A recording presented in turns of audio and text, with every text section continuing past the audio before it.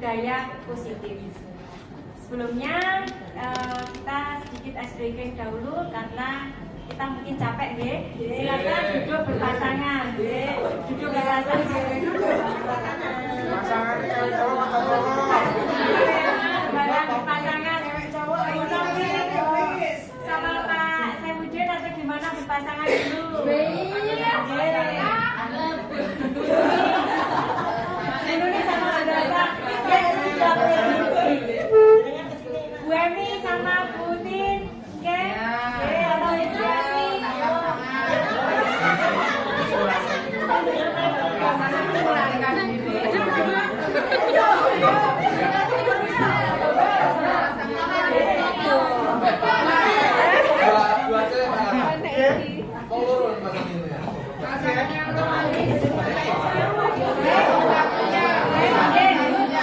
Kita mulai deh Bapak Ibu untuk menyikat batu, menentukan pasangannya. Oke. Mohon perhatiannya sebentar. Oke, ini cuma sedikit saja. Kita hanya ice breaking saja, nggak usah berdiri Bapak Ibu. Duduk saja, oke. Silakan duduk saja, tidak usah berdiri.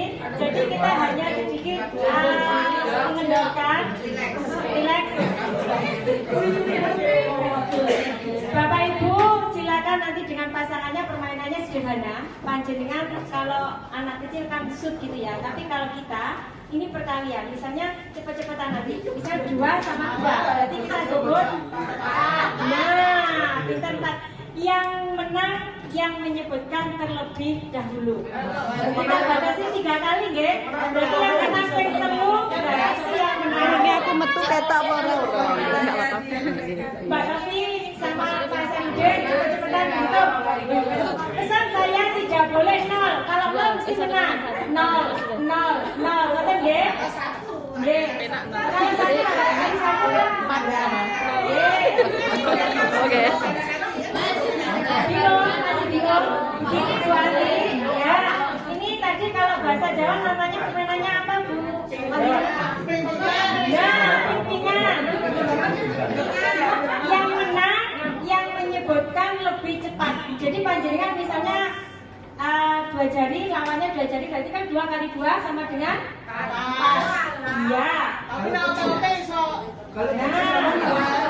Itu boleh, pokoknya jarinya kan 10.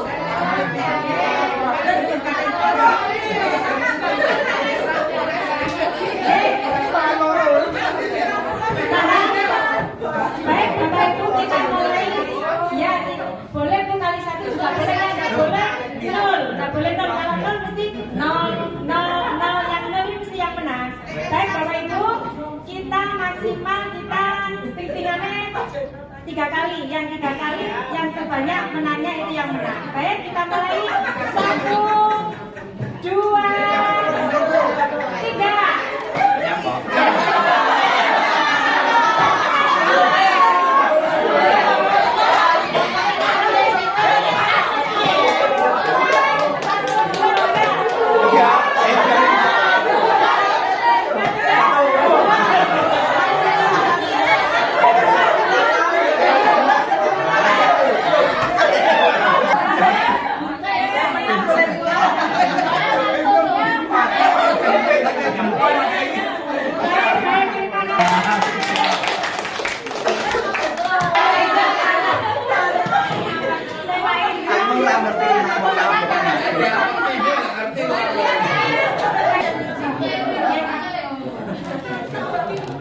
Kita lanjut lagi, nggih. Budaya positif itu peran guru itu sebenarnya kita adalah tanggung jawab seorang guru itu adalah bagaimana menciptakan suatu lingkungan positif yang terdiri dari warga sekolah yang saling mendukung, kemudian saling belajar, saling bekerja sama sehingga tercipta kebiasaan-kebiasaan baik. Itu sebenarnya budaya positif. Dari kebiasaan-kebiasaan baik akan tumbuh menjadi karakter-karakter baik warga sekolah yang pada akhirnya karakter-karakter dari kebiasaan-kebiasaan baik akan membentuk sebuah budaya positif. Jadi budaya positif itu pada dasarnya kita bagaimana bisa menemukan kebiasaan-kebiasaan yang baik. Lanjut, Bu Ana. Terus saya lanjutkan lagi. Nah, dalam pelaksanaan pembelajaran itu sesuai, mohon perhatiannya sebentar ya. Dalam pelaksanaan pembelajaran sesuai standar nasional, kita melaksanakan pembelajaran yang interaktif, inspiratif, menyenangkan, menantang, kemudian memotivasi peserta didik untuk berpartisipasi aktif, dan terakhir memberikan ruang yang cukup bagi prakarsa, kreativitas, kemandirian sesuai dengan bakat minat dan perkembangan fisik serta psikologis peserta didik. Ini pelaksanaan pembelajaran menurut standar nasional. Baik, kemudian kita lanjut. Nah, Bapak Ibu, di dalam budaya positif ini nanti kita akan membahas tentang bagian-bagian yang ada pada budaya positif. Itu ada disiplin positif, kemudian ada teori motivasi, hukuman, dan penghargaan serta restitusi. Kemudian ada keyakinan kelas, dan ada kebutuhan dasar manusia dan dunia berkualitas. Kebutuhan dasar manusia ini yang nanti akan menjadi alasan dalam berperilaku. Kemudian ada restitusi, nanti kita akan ada di posisi kontrol yang bagaimana untuk murid. Kemudian nanti ada segitiga restitusi. Lanjut Bu Ana. Nah, sekarang kontrol. Saya minta bantuannya Pak Nanang sama Bu Emi maju ke depan. Kita buktikan tentang teori kontrol ini. Iya. Kita kan tidak bermain settingan. Pak Nanang sama Bu Emi mohon bantuannya ke depan.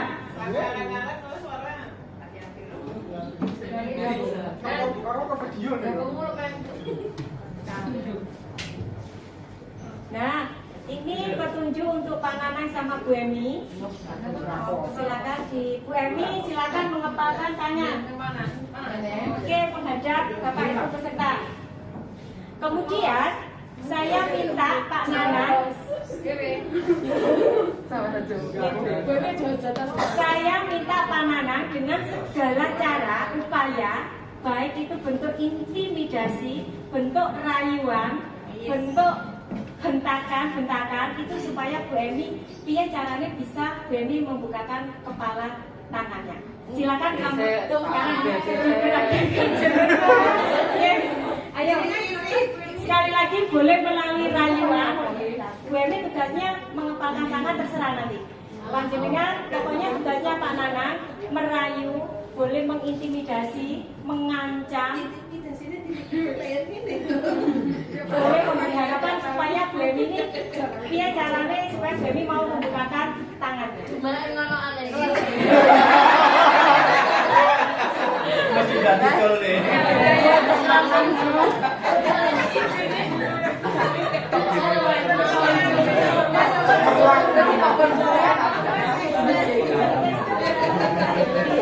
Silakan panjenengan coba merayu Bu Emi. Pakai mic apa tidak? Merayu Bu Emi.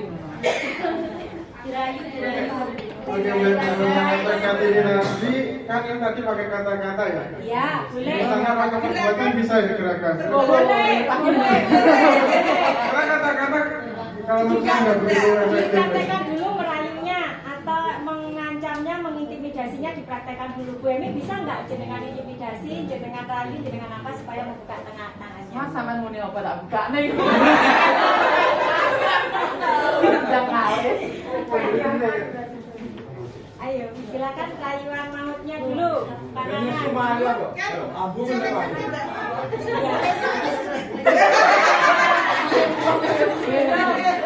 Ayo atau merayu Pak.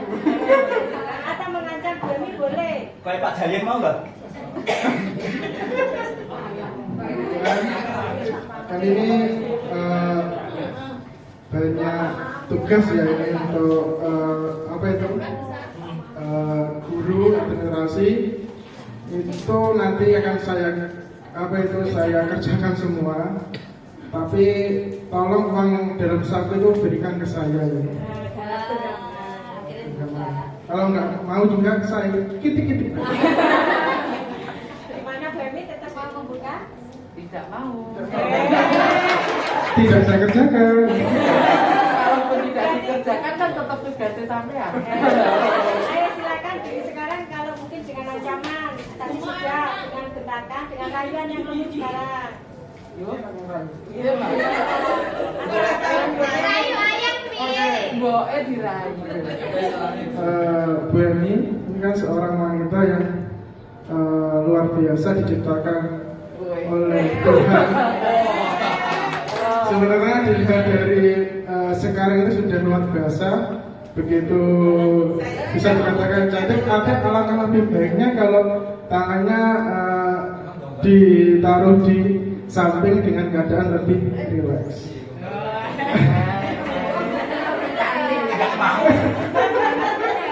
Bagaimana biar terlihat lebih cantik lagi?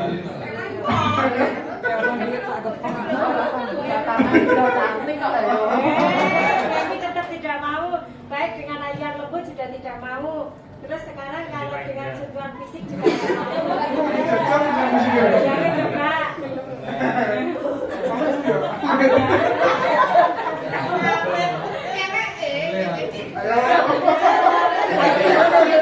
Bu Evi, tidurnya kayak Pak Jalin loh.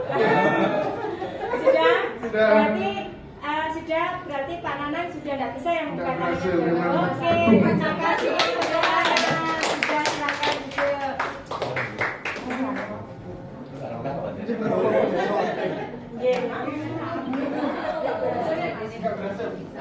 Berhasil. Ini panas ya.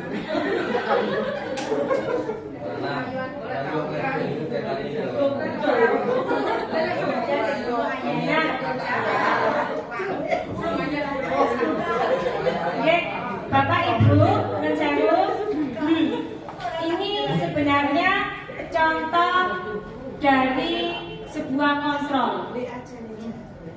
Siapa yang bisa mengontrol? Siapa yang bisa mengontrol diri kita?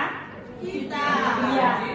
Artinya yang mengontrol itu yang bisa adalah diri kita sendiri. Sama seperti tadi Bu Eni, meskipun dengan rayuan, ancaman, sentuhan fisik, kalau dia mengontrol tidak mau membuka tangannya, dia pasti tidak akan membuka tangannya. Sama dengan siswa.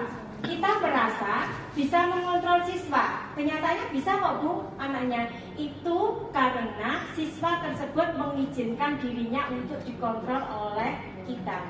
Jadi pada dasarnya kontrol itu ya, yang mengontrol itu diri kita. Kalaupun ada siswa yang nurut ke kita karena baik ancaman, rayuan, penghargaan, itu berarti dia mengizinkan kita untuk mengontrol dirinya. Sehingga untuk kontrol itu ada ilusinya guru mengontrol murid.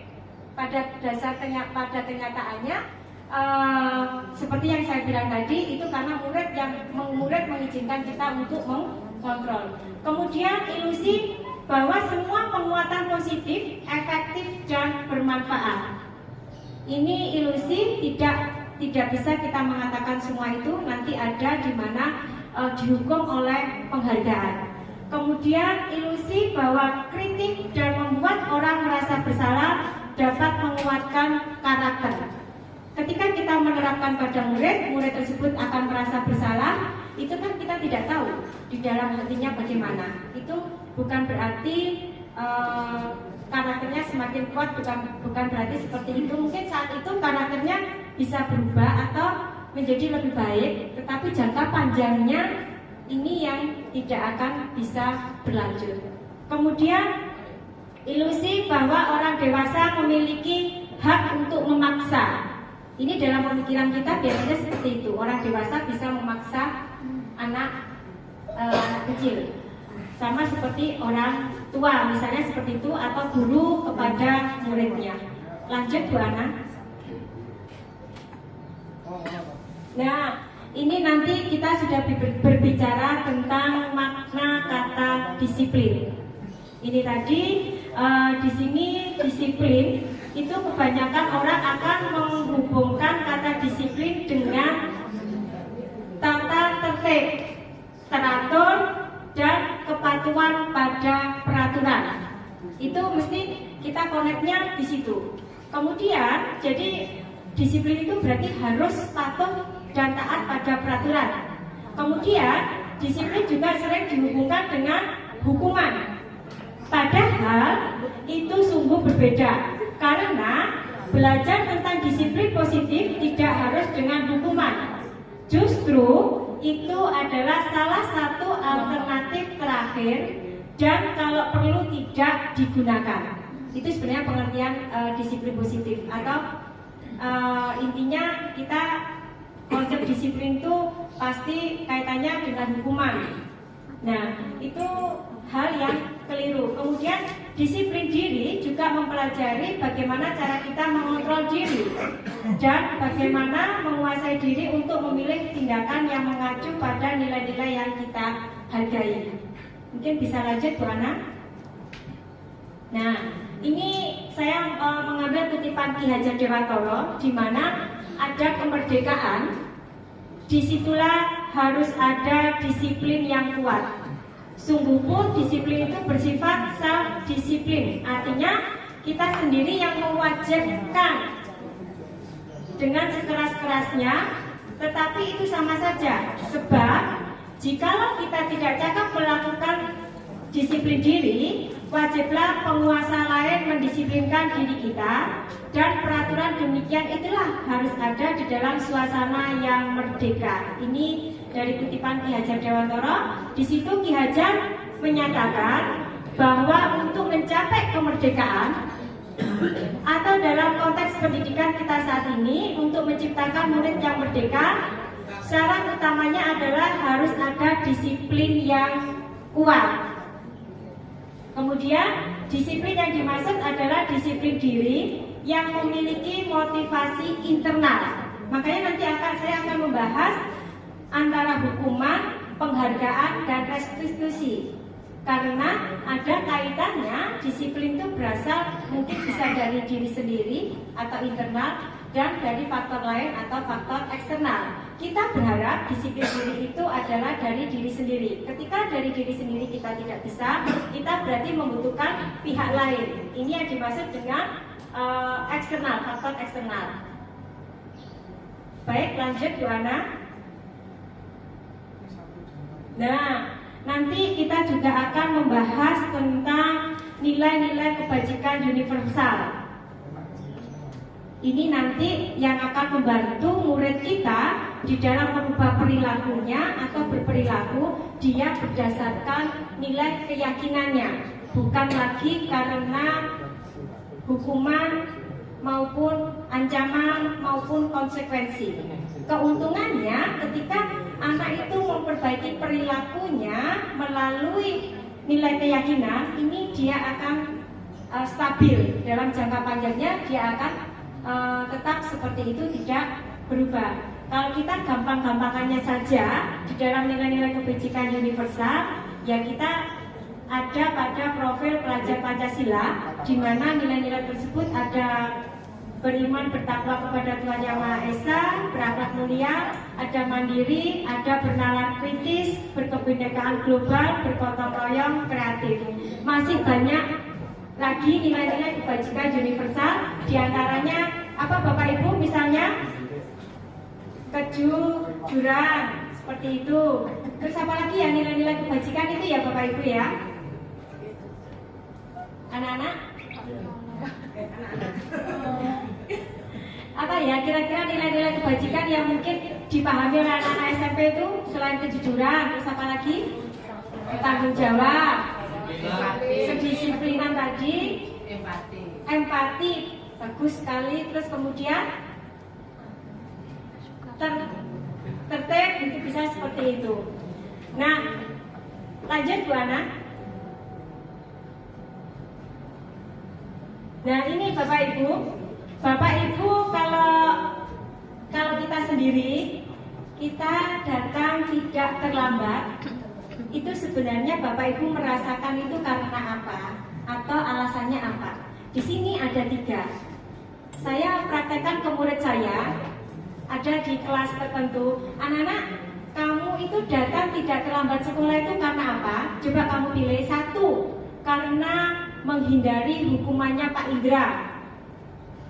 Yang kedua, karena ingin mendapatkan penghargaan dari Pak Indra atau pujian. Misalnya kamu nggak datang terlambat, kemudian Pak Indra, wah hari ini kamu bagus sekali, kamu tidak terlambat. Atau yang ketiga, karena kamu merasa bertanggung jawab atau keyakinan nilai kamu kalau siswa itu memang harus datang tepat waktu atau gimana. Kalau kita praktekkan ke diri kita sendiri, biasanya Bapak Ibu guru itu akhirnya takut hukuman karena TPP tidak cair atau potongan. Terus kemudian yang kedua, karena ingin mengharapkan pujian dari Bapak Kepala Sekolah. Yang ketiga adalah tanggung jawab. Ternyata ketika alhamdulillah kalau kita yang ketiga, ternyata ketika saya praktekkan ke anak-anak jujur. Yang ngacung ke Pak Indra ada 12 anak. Takut Pak Indra maksudnya. Saya takut dihukum sama Pak Indra, Bu, Gus. Kemudian yang ingin mendapat pujiannya Pak Indra itu ada 2 anak. Biasanya itu cewek-cewek, karena Pak Indra itu pengakunya cewek-cewek. Katanya Pak Indra itu biarkan, Bu. Makanya ingin mendapat pujian.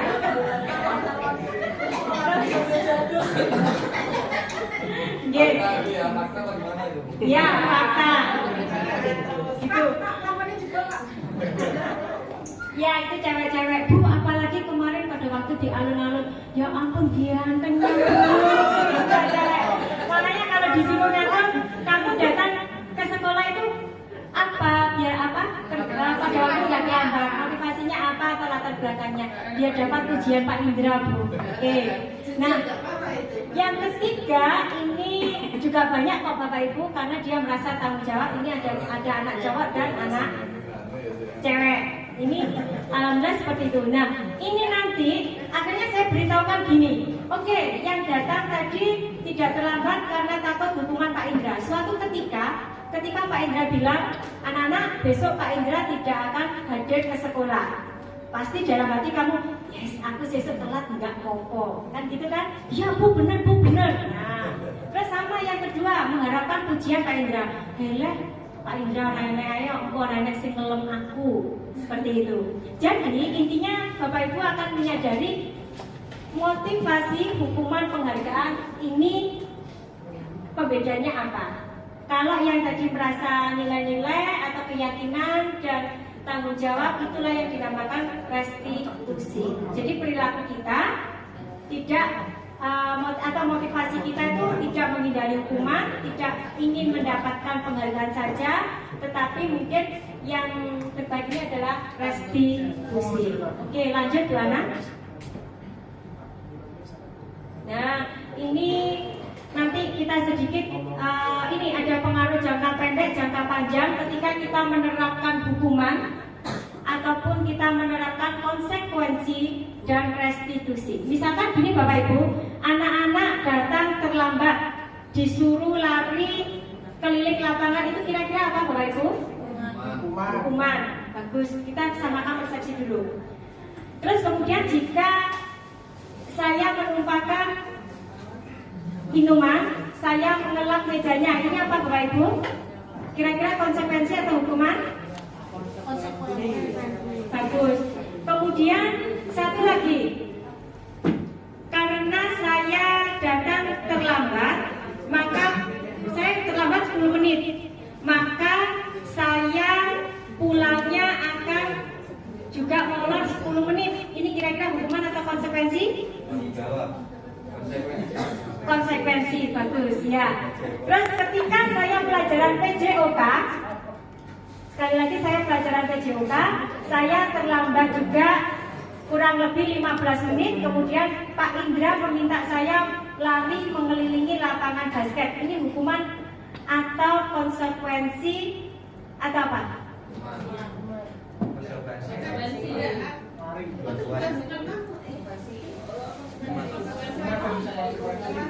Terlambat. Konsekuensi dan hukuman.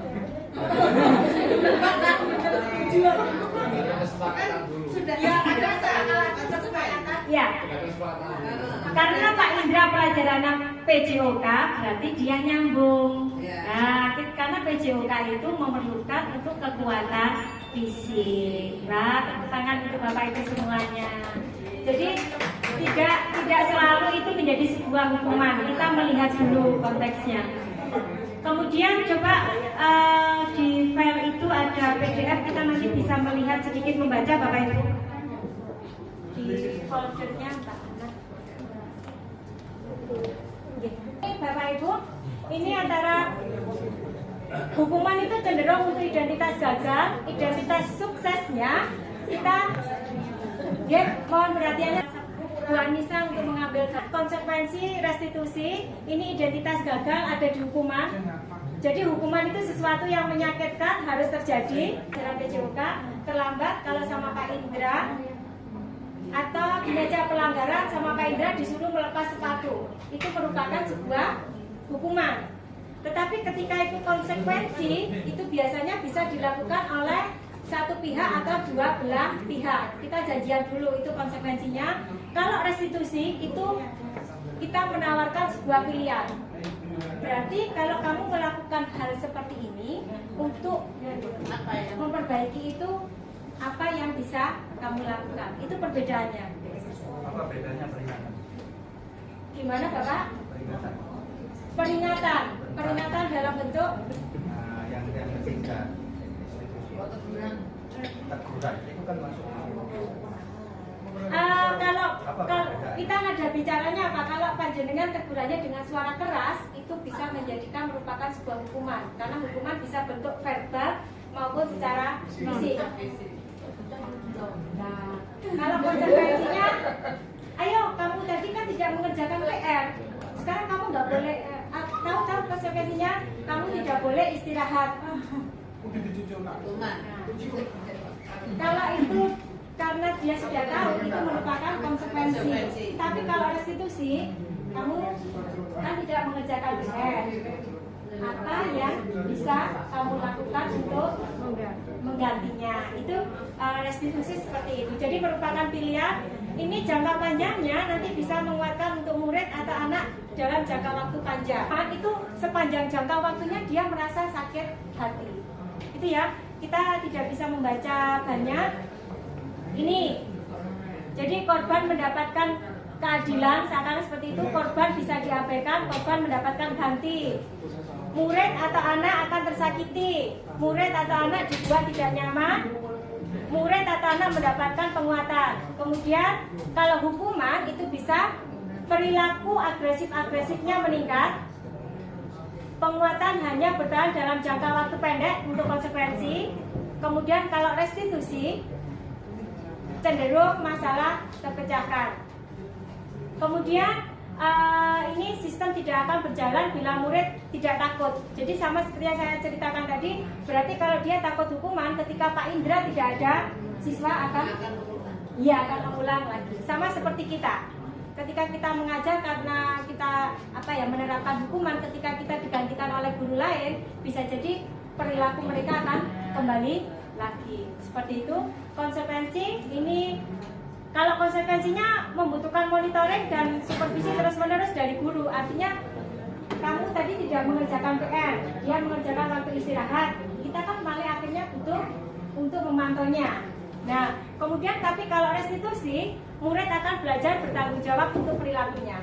Oh iya, aku tadi tidak mengerjakan PR, berarti saya menebusnya dengan mungkin saya harus pulangnya lebih terakhir, kemudian mengumpulkan seperti itu ya. Jadi mereka tidak akan merasa sakit hati. Ini bedanya antara hukuman, konsekuensi, dan restitusi. Restitusi kemungkinan besar anak tidak akan merasa sakit hati atau tersakiti. Konsekuensi dia bisa dalam jangka pendeknya pasti membuat anak tersebut tidak nyaman atau merasa tersakiti. Kalau hukuman ini jelas dia akan merasa tersakiti. Oke, ini peraturannya lanjut. Kemudian contoh hukuman peraturannya adalah kamu harus, apa peraturannya, mampu kamu melakukan, terima kasih. Itu konsekuensi. Kalau restitusi, apa yang kamu yakini, apa yang bisa kamu lakukan untuk memperbaiki masalah ini. Sama seperti tadi ya, Bapak Ibu, ketika saya mencontohkan ada anak yang tidak mengerjakan tugas. Kemudian ini ya, cenderung kalau hukuman itu negatif. Awas ya kalau kamu melakukannya lagi. Kemudian kalau netral, lakukan apa yang saya katakan. Biasanya saya sama Bu Dwi ini terus terang sering membuat konsekuensi. Iya, ini konsekuensi. Jangan ketawa Bu Pepi. Ini karena terus terang kalau untuk restitusi itu saya sendiri dalam semua masalah, semua kasus kita agak susah. Kita mungkin Pak Indra juga sering melakukan apa Pak Indra? Hukuman? Misalkan Bu ya, G. restitusi sudah pertama sudah kita lakukan. Jangan karena malah tambah lapangan kan kadang nggak sesuai dengan teori seperti itu. Makanya akhirnya hukuman tadi alhamdulillah misalkan itu nggak sampai kecilan, misalkan hukuman itu nggak sampai kecil bagaimana? G. Karena dari restitusi kadang anak itu malah meremehkan seperti itu. Ya Pak Indra, saya juga dalam tahap belajar. Cuma di sini fokusnya ketika anak tersebut berarti dia masih belum meyakini nilainya. Artinya nilai-nilai kebaikannya tadi belum diyakini. Misalkan ketika kasus mengambil atau meminjam barang temannya tanpa izin kemudian gitu ya, atau mengambillah katakanlah seperti itu. Ketika kita ternyata kalau Pak Indra penak ditakon-takoni gini, dia mengambil lagi, berarti dia masih belum bisa meyakini nilai yang atau nilai-nilai kebajikan bahwa saya memegang teguh kejujuran. Berarti kita harus mengulang lagi sampai anak itu kita sadarkan kamu mempunyai nilai yang kamu yakini yang bisa menjadi pedoman untuk berperilaku. Memang tugasnya berat. Bahkan saya pernah bertanya di instruktur, saya mengungkapkan saya terinspirasi panjenengan ada anak yang terlambat, ada 9 atau 10 anak ya. Nah ini kan 7 anak. Pernah ya Pak Nana ya saya hitung, Pak Nana itu yang terlambat berapa awal dulu? Ya kan ada 7 atau berapa itu ya saya hitung. Terus Pak Nana juga gini, Pak Nana kita kalau seandainya melakukan restitusi ini gimana ya? Akhirnya saya tanya juga Pak Indra itu, pada dasarnya restitusi itu bisa dilakukan di kelompok besar, cuman tindak lanjutnya tetap kembali lagi ke individunya masing-masing. Skala besarnya bisa, kita mengambil alasan terbesarnya saja atau terbanyaknya, kita lakukan restitusi, kemudian nanti kita tetap fokusnya per individu. Kita coba bersama saja karena memang restitusi ini secara teori memang sepertinya mudah, tetapi secara praktek ya kita harus tetap mencoba dan belajar. Saya paham Pak Indra. Nanti biasanya anak, ternyata aku telat atau aku melanggar peraturan, ternyata hanya diajak omong-omongan sama Pak Indra kan gitu. Nah itu bisa jadi berarti kita harus benar-benar menerapkan nilai keyakinan yang dia yakini. Itu ya Pak Indra sementara. Nah kemudian ini negatif,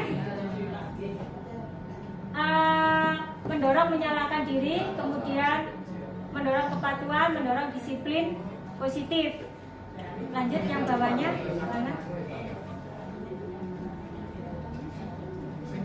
Nah ini artinya Bapak Ibu, nanti kalau hukuman itu anak akan belajar menyembunyikan kesalahan. Ketika anak-anak kemarin kamu ketika tidak masuk tanpa izin atau tanpa surat itu konsekuensinya apa? Itu akhirnya anak-anak mungkin akan belajar taat peraturan. Kalau restitusi berarti dia belajar untuk memecahkan masalah. Kemudian hukuman mencoba mengontrol anak dengan penguatan negatif. Kemudian kalau konsekuensi penguatannya positif. Kemudian kalau restitusi anak paham bahwa dirinya sendiri yang pegang kendali atau kontrol. Seperti yang saya katakan di awal, yang mengontrol dirinya sendiri adalah kita. Kemudian kalau hukuman, dampak pada murid itu marah, merasa bersalah, rendah diri, bisa mengasingkan diri. Kemudian yang kalau konsekuensi itu bisa merasa kehilangan hak, waktu jeda seorang diri atau time out, terus dia penahanan, ngempet, aslinya ya betul tapi ngempet gitu ya. Kemudian restitusi, anak tidak kehilangan waktu namun bersemangat untuk memperbaiki diri. Ketika dia sadar, saya tidak mengerjakan PR, saya harus begini, itu dia merasa dia tidak tersakiti karena itu kemauannya. Hukuman dibuat guru yang tadi saya bilang. Kemudian konsekuensi ini dibuat oleh guru dan murid atau anak. Yang tadi ya Bu Dwi ya, kita sering melakukan konsekuensi. Ini sebenarnya yang baik itu adalah restitusi itu dibuat oleh murid atau anak Pak Indra. Kalau restitusi itu tadi yang Panjenengan tanyakan, itu berarti supaya kamu tidak terlambat itu kamu harus bagaimana, itu dibuat oleh murid dan anak. Tapi kalau Panjenengan menginginkan untuk penambahan konsekuensi, mungkin dalam tahapannya bisa dilakukan, tapi goalnya kita adalah kita melakukan restitusi. Kemudian seperti yang saya bilang, hukuman itu menyakitkan. Guru menjalani konsekuensi dengan menyalahkan, mengkritik, menyindir, dan merendahkan. Saya rasa kita tidak sampai seperti ini. Kemudian membantu guru menyatakan peraturan, melakukan peringatan. Pak, yang tadi ditanyakan Pak Bambang, peringatan itu masuk pada konsekuensi. Jadi peringatan, kamu hari ini tidak membawa buku agama loh ya. Konsekuensinya apa? Atau sebelumnya ada kesepakatan, itu konsekuensi. Kemudian kalau restitusi itu menguatkan guru menyebutkan keyakinan kelas, membimbing kerangka acuan berpikir restitusi murid atau anak. Baik, lanjut Mbak Ana. Kembali lagi ke Kanva tadi ya, di teori budaya. Nah ini, oke lanjut Mbak Ana. Nah ini saya tadi sudah mencoba ya, terlambat 10 menit berlari mengelilingi lapangan. Ini tadi kita sudah mempunyai kesepakatan apakah itu hukuman, apakah itu konsekuensi, apakah itu restitusi. Oke, kemudian lanjut lagi. Nah ini loh Bapak Ibu pengertian restitusi sebenarnya. Restitusi itu adalah sebuah cara menanamkan disiplin positif pada siswa. Mungkin untuk kesiswaan merasa agak berat ya, kayaknya tanpa hukuman kayaknya gimana gitu ya. Tapi kita harus belajar mencoba untuk melaksanakan secara teori terlebih dahulu.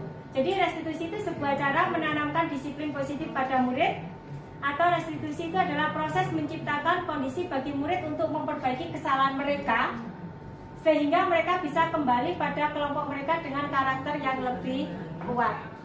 Misalnya tadi dia sering meminjam pulpen atau mengambil pulpen temannya, ketika melakukan restitusi tujuannya ketika dia kembali kelompoknya karakternya sudah menjadi kuat, bahwasanya saya harus menjadi pribadi yang jujur dan menghargai teman. Karena meminjam pulpen tanpa izin teman itu termasuk salah satunya tidak menghargai teman. Baik, kemudian restitusi itu juga proses kolaboratif yang mengajarkan murid untuk mencari solusi untuk masalah dan membantu murid berpikir tentang orang seperti apa yang mereka inginkan dan bagaimana mereka harus memperlakukan orang lain. Ini secara teori. Intinya restitusi itu membantu murid menjadi lebih memiliki tujuan, kemudian dia bisa disiplin positif dan memulihkan dirinya setelah berbuat salah. Lanjut Bu Ana. Bapak Ibu, ini mengapa keyakinan kelas, mengapa kita tidak membuat peraturan gitu ya, peraturan kelas saja. Artinya gini Bapak Ibu, nilai-nilai kebajikan itu menekankan pada keyakinan seseorang akan lebih memotivasi dari dalam. Itu keyakinan kelas. Nah, dia akan menjadi lebih tergerak atau bersemangat untuk menjalankan keyakinan. Jadi kenapa kita kok tidak kita memilih keyakinan kelas daripada peraturan? Kalau keyakinan kelas itu akan menjadi motivasi diri sendiri sehingga kita merasa untuk tergerak. Oke. Kemudian kalau peraturan tertulis, murid-murid itu hanya mendengarkan, memaham, kadang-kadang tidak memahami arti sesungguhnya tentang peraturan-peraturan yang diberikan. Seperti itu, jadi kita akhirnya menjadi takut sehingga hanya sekedar mengikuti serangkaian peraturan saja. Itu nih. Nah ini saya mencoba. Ini saya mencoba kemarin itu membuat. Nah ini saya beri judul Pohon Keyakinan kelas 9E. Ini kelasnya Pak Zainal. itu kan saya menemukan banyak-banyak kejadian yang unik-unik. Anaknya yang suka tidur, kemudian izin keluar, datang terlambat, kebanyakan meminjam pulpen temannya tanpa izin, bahkan tidak dikembalikan. Banyak yang tidak bayar uang kas. Nah, akhirnya mereka menuliskan sendiri, Bapak Ibu. Ini saya kemarin tuh membagi satu daerah gini yang karena coba kamu perilaku apa yang kamu anggap sebuah kebaikan yang bisa dilakukan di kelas ini untuk disepakati, dan sampingnya itu menyebutkan nilai kebajikannya yang nanti bisa kita sepakati bersama. Jadi di sini makanya di sini ada yang menyebutkan piket kelas dengan atau sesuai jadwal. Ini kemudian sampingnya menyebutkan itu adalah bentuk dari nilai. Gimana Bapak Ibu kalau piket sesuai jadwalnya itu? Tanggung jawab. Terus kemudian ada lagi ini Bapak Ibu. Di sini ada lagi yang ini meminjam atau memohon izin ketika meminjam barang temannya. Itu kira-kira nilainya apa ya Bu?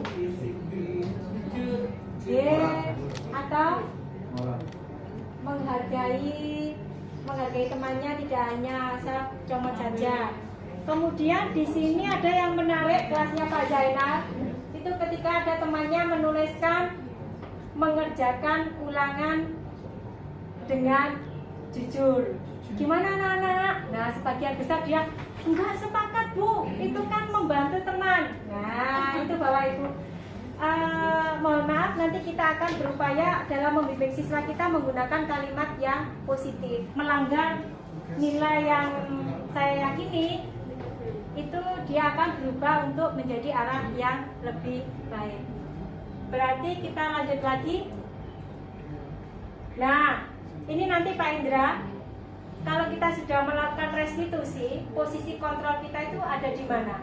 Ada posisi penghukum, kemudian atau ini ya, pembuat rasa bersalah, atau teman, atau pemantau, dan atau manajer. Nanti goalnya itu ketika kita melakukan restitusi, goalnya ya adalah sebagai manajer. Kalau sebagai penghukum, tadi dampaknya kan seperti itu ya. Jadi kalau penghukum, kamu ramai saja, silakan kamu berdiri di kelas. Ini adalah penghukum. Kemudian pembuat rasa bersalah. Kamu telah membuat Bu Evi kecewa. Saya benar-benar kecewa dengan kamu. Ini adalah anak akan menjadi merasa bersalah dan merasa juga terhukum, merasa bersalah. Kemudian kalau teman, tolonglah bantu saya. Kamu nanti saya akan ditegur oleh kepala sekolah loh ya. Kalau kamu tidak melaksanakan. Ini adalah sebagai manajer.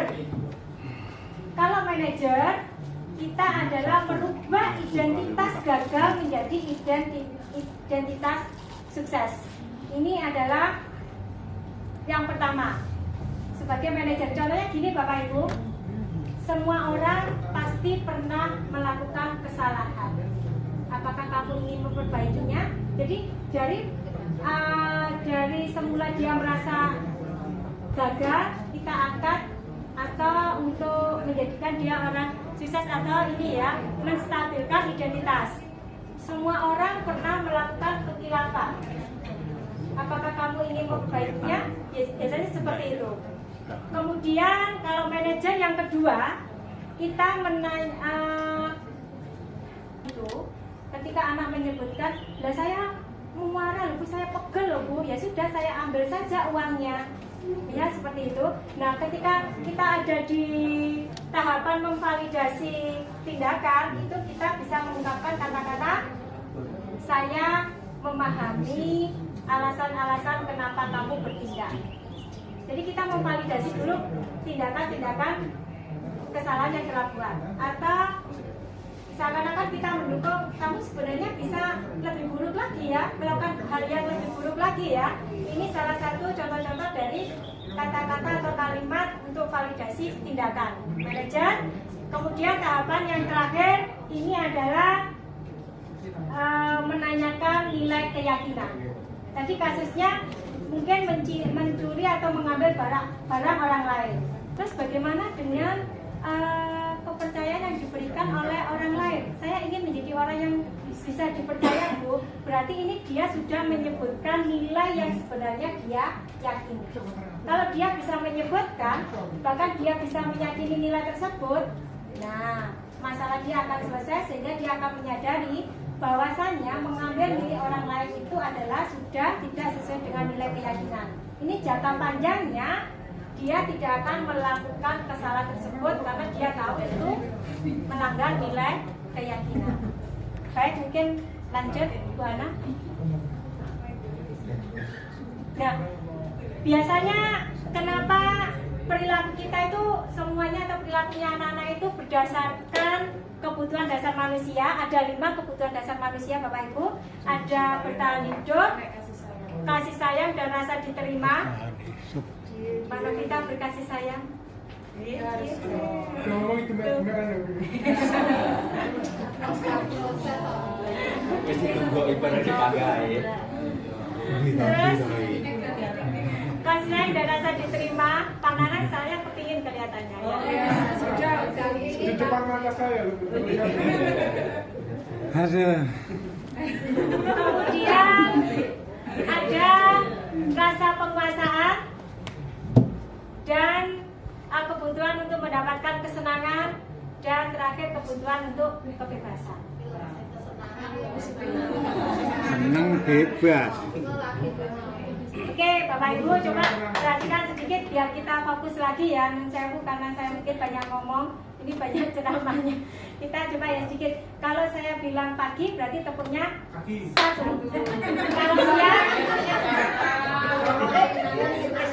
Kalau siang 2. Kalau malam setengah.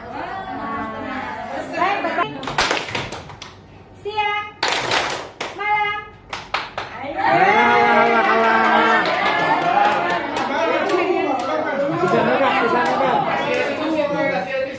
Itu maju. Kalau tadi belum membuat kesepakatan berarti namanya hukuman ya.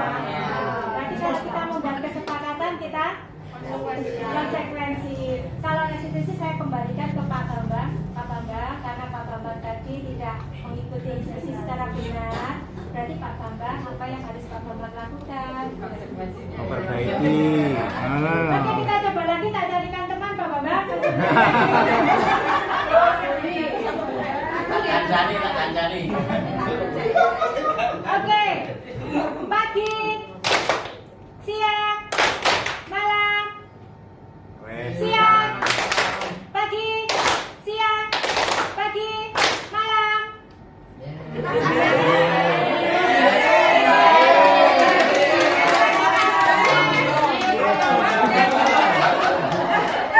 Siapa yang salah? Pepi. Berarti biar Pepi salah. Tadi dengan senang hati Anda maju ke depan.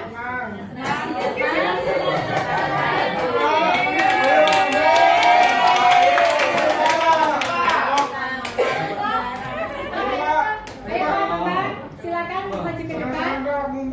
Maju sana. Dan nanti waktu dornya harus nembak ke salah satu Bapak Ibu guru yang lain. Baik Pak Bambang aja. Ya, 1, 2, 3.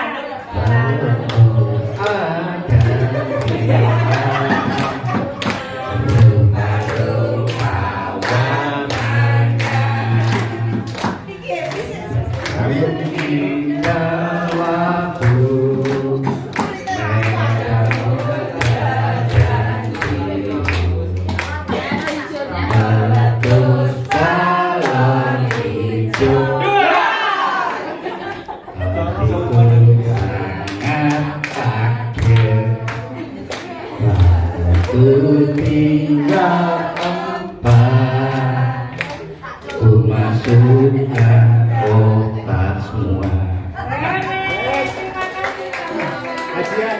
hadiahnya.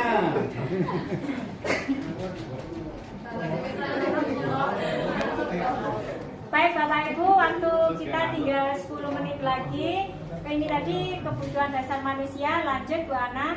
Jadi ada ini yang lanjut Bu Ana, bukan yang ini. Terima kasih. Ya, terima kasih. Alhamdulillah. Ini 5 kebutuhan dasar manusia Bapak Ibu. Ini biasanya alasan-alasan kenapa anak-anak berperilaku bahkan kita sendiri, karena kebutuhan dasar manusia itu tadi bertahan hidup, kasih sayang dan rasa diterima, kemudian penguasaan. Anak berkelahi itu biasanya juga penguasaan terhadap terus kemudian kesenangan. Nah ini kadang-kala misalkan terjadinya gimana Bu Novita kasusnya si Yuda itu kan karena dia kesenangannya ya. Nah, Ya senang. terus kemudian Menurut saya kekurang satu ini. apa Pak? Perhatian. Oh ya, perhatian itu ada di kasih sayang. Karena saya memperhatikan panjenengan, itu adalah bentuk kasih sayang dan rasa diterima itu. Ketika kita merasa tidak diterima kan akhirnya kita tidak memperhatikan. Kecewa. Sudah terpenuhi kebutuhan Mas.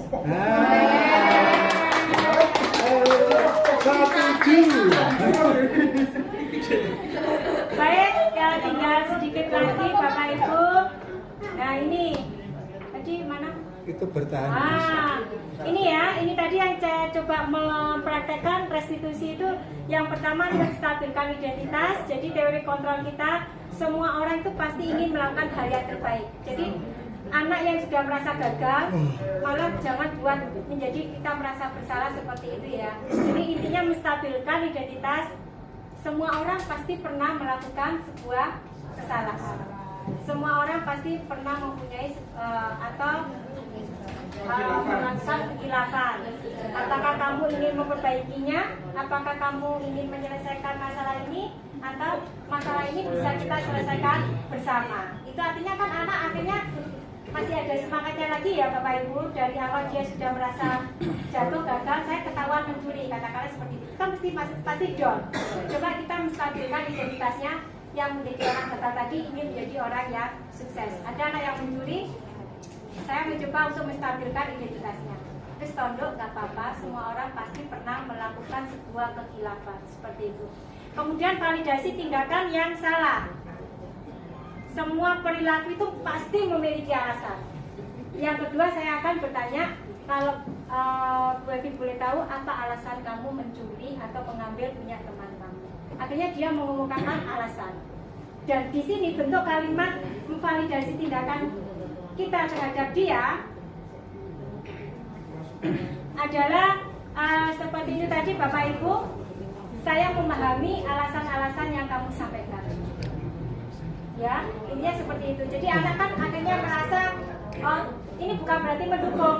Kan kita memahami dulu, sehingga anak tidak akan merasa down kembali. Tadi kan kita sudah mengangkatnya, kemudian kita sudah kita stabilkan, kita dukung penyatabilan tadi itu. Terus kemudian yang terakhir adalah menanyakan keyakinan atau teori kontrol. Semua orang memiliki motivasi internal.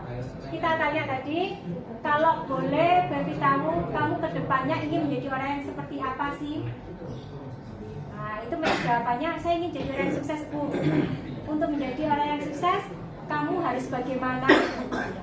Atau bagaimana kaitannya dengan kepercayaan yang diberikan oleh orang lain kepada kalian? Ya saya harus bisa dipercaya Bu. Nah kalau dia mengambil punya orang lain, berarti kan dia tidak bisa dipercaya.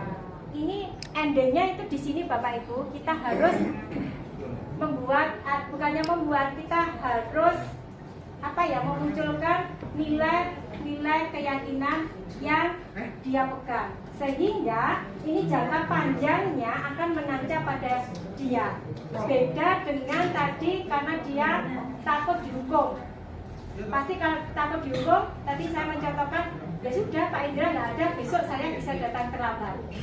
Terus kemudian kalau tadi karena penghargaan, ketika Bapak Ibu tidak akan memberikan penghargaan lagi, maka perilaku baik itu akan berhenti. Ini yang tanpa kita sadari Bapak Ibu, kita sering memberi hadiah kepada anak tersebut ketika mungkin nilainya bagus 100 ya, kita bisa kasih hadiah, saya kasih hadiah. Tapi ketika hadiah itu kita hentikan, anak akhirnya menjadi rasa-rasa. Tapi kalau beda dengan ketika anak itu mempunyai nilai keyakinan, oh iya, memang untuk membuktikan bahwa saya bertanggung jawab, saya harus melakukan ini bukan karena hukuman atau bukan karena penghargaan. Hanya segitiga restitusi ini, saya rasa terima kasih kesempatan yang sudah diberikan. Saya berharap dengan sedikit informasi yang bisa saya bagikan, kita untuk meminimalkan bahkan untuk meniadakan hukuman. Kalau bisa Bapak Ibu, mari kita belajar bersama. Kemudian kalau kita membutuhkan konsekuensi, bisa kita lakukan, tapi goal tujuan kita adalah kita bisa melakukan restitusi. Kalau hukuman dari satu pihak, anak akan merasa tersakiti. Tapi kalau konsekuensi bisa dari satu pihak atau dua pihak, tapi jangka panjangnya juga kurang baik. Yang kita harapkan adalah dengan restitusi, kita berharap jangka panjangnya anak itu akan melakukan hal kebaikan tersebut bukan karena faktor eksternal tetapi dari faktor internal. Terima kasih Bapak Ibu.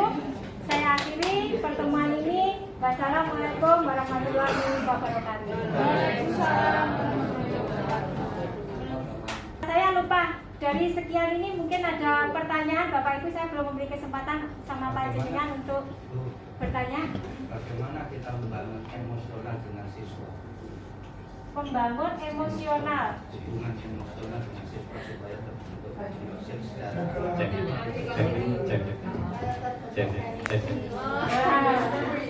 Oke, Bapak. Terima kasih Pak Bapak. Oke, bagaimana kita membangun emosional dengan siswa? Apakah itu termasuk juga pelanggaran atau gimana? Kalau menurut Bapak Ibu gimana kalau membangun emosi dengan siswa ini? Mungkin lebih jelasnya gimana maksudnya Bapak? Yang tadi kan self control. Ya. Self control kan termasuk dalam sikap, tindakan dan nah, di sini kan ada 3 hal yang dilakukan. Ya. Ya, distribusi, Hukuman. konsekuensi, Ya. bagaimana kita sudah menjalankan semuanya, tapi murid itu tidak membangun emosional dalam atau kerjasama. Bersama. Artinya gini Bapak, kita bukan berarti kita harus melakukan hukuman, konsekuensi dan restitusi. Kita di sini menimbulkan budaya positif. Kalau bisa kita menghindari hukuman, konsekuensi bolehlah, tapi tujuan utamanya adalah restitusi. Ini adalah untuk jangka panjangnya. Kemudian kalau membangun emosional, memang sebagai guru kita harus mempunyai kompetensi dalam berkepribadian. Ya, berkepribadian itu kita harus juga bisa bersosialisasi. Kemudian kita juga bisa menunjukkan wibawa kita itu dalam berkepribadian. Kemudian kita bisa berhubungan yang baik. Kalau saya rasa dengan kontrol terhadap siswa, ya kita membina hubungan yang baik. Kita boleh dekat, tetapi ingat kita juga harus punya ya wibawa. Tadi karena kompetensi kepribadian nomor 1 yang dimiliki oleh guru, salah satunya adalah kompetensi kepribadian seperti itu, berwibawa dan memiliki kepribadian yang bisa bersosialisasi juga. Oke, saya rasa mungkin ada pertanyaan lain Pak Zainal. Ya, terima kasih.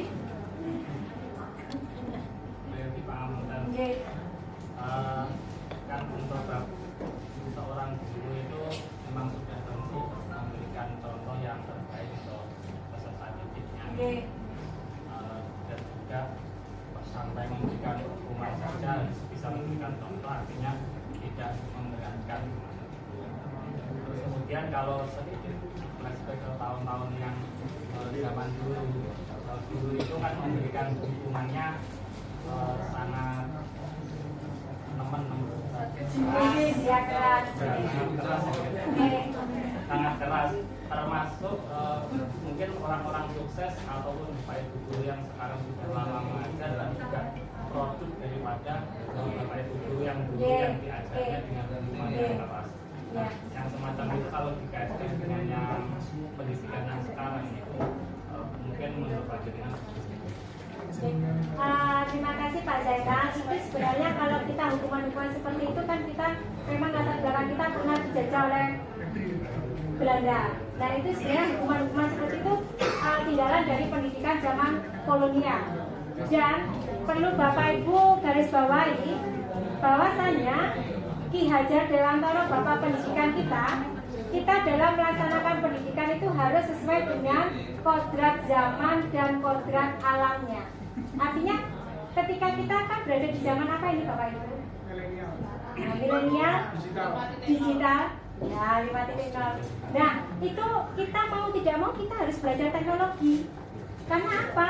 Dalam pendidikan harus sesuai dengan kodrat zamannya, kodrat alam, terus kemudian sesuai dengan kodrat alamnya ya sesuai dengan kodrat alam anak-anaknya, usia anak-anak itu. Makanya saya pribadi Bapak Ibu ketika ada anak yang bermain terus ketika diterangkan kan kita marah.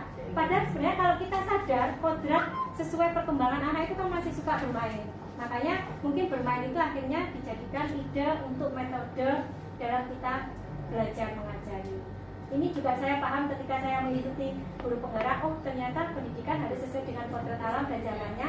Makanya Pak Zainal, antara pendidikan yang panjenengan terima kemudian kita terapkan di anak sekarang ini ternyata itu karena sesuai dengan kodrat zaman dan kodrat alamnya. Meskipun mungkin Pak Zainal dalam hati aku ini produk pendidikan yang kemarin tapi saya juga bisa menjadi baik karena pada dasarnya zamannya Pak Zainal itu seperti itu.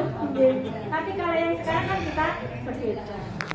Mungkin itu ya Pak Zainal, mohon maaf kalau masih belum lagi. Saya pamitannya untuk yang kedua kali. Matur sembah nuwun.